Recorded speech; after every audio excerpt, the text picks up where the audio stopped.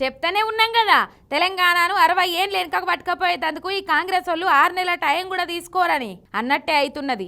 నిండు అసెంబ్లీలో ఒక బీజేపీ ఎమ్మెల్యే మా నియోజకవర్గాన్ని మహారాష్ట్రలో కలుపుండని అడిగిండంటే చూడు రాదుర్రి ఎట్లుందో పరిస్థితి. సిర్పూర్ కాగజ్ నగర్ బీజేపీ ఎమ్మెల్యే పాల్వాయి హరీష్ అన్న మా ఊర్లో ఏం అభివృద్ధి ఏం లేదు, ఇంత పట్టించుకుంటలేరు, మీరు నిధులు ఇవ్వమంటే ఇస్తలేరు, చక్కగా మమ్మల్ని మహారాష్ట్రలో కలుపుండ్రి, మా ఏరియాలో 70% మంది మరాఠీ మాట్లాడతారు, నేను కూడా మరాఠీ నేర్చుకుంటా అనబట్టిండు. కోనేరు కోనప్ప సిర్పూర్ ఎమ్మెల్యే ఉన్నప్పుడు నియోజకవర్గం పరిస్థితి ఎట్లుండే, బీజేపీ ఎమ్మెల్యే గెలిచినాక కాంగ్రెస్ సర్కార్ వచ్చినాక నియోజకవర్గం పరిస్థితి ఎట్లుంది ఇప్పుడు.